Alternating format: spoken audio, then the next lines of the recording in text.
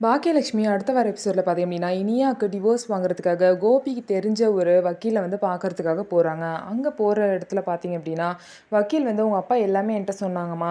Divorce வாங்கிரலாம்" அப்படின்னு சொல்லிட்டு நம்பிக்கையா வந்து வக்கீலும் சொல்றாரு. இனியா பார்த்தீங்கன்னா, வக்கீல் கிட்ட "எப்படியாவது எனக்கு இந்த டிவோர்ஸ் வாங்கி குடுத்துருங்க அங்கிள். ரொம்பவே மோசமான ஒருத்தனா இருக்கான். என்னைய நெறையாவே ஏமாத்திட்டான். அது மட்டும் இல்லாம அவங்க ஃபேமிலியே ஏமாத்தி எங்க அம்மாவோட ஹோட்டலையும் வாங்கிட்டாங்க" அப்படின்னு சொல்லிட்டு இந்த பாயிண்ட்டையும் நோட் பண்ணிக்கோங்கன்னு சொல்றாங்க. "அதெல்லாம் விடு இனியான்னு" சொல்லிட்டு பாக்கியா சொல்றாங்க.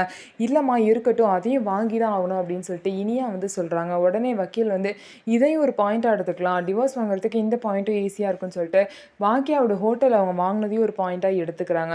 இதனால பார்த்தீங்க அப்படின்னா, நிதிஷ் வந்து கண்டிப்பா வந்து இனியாவ விட்டு பிரிய தான் போறாங்க. இனியாவோட வாழ்க்கையும் நல்லா இருக்க தான் போகுது அப்படின்னு சொல்லிட்டு பாக்கியாவோட குடும்பமே இந்த டிவோர்ஸ தான் நம்பி இருக்காங்க.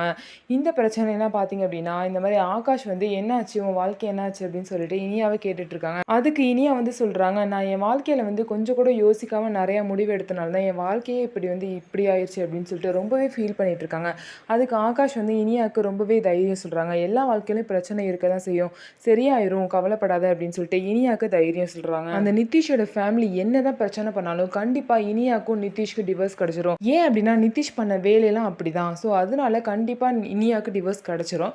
ஆனா இனியாக்கு டிவோர்ஸ் கிடைச்சதுக்கப்புறம் இனியாவோட வாழ்க்கை என்ன ஆகப்போகுது? இதுக்கப்புறம் இனியாவ வேற ஒரு கல்யாணம் பண்ணி வைப்பாங்களா?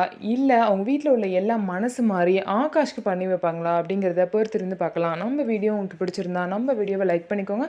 அதுக்கப்புறம் மறக்காம நம்மளோட சேனல சப்ஸ்கிரைப் பண்ணிட்டு பாருங்க.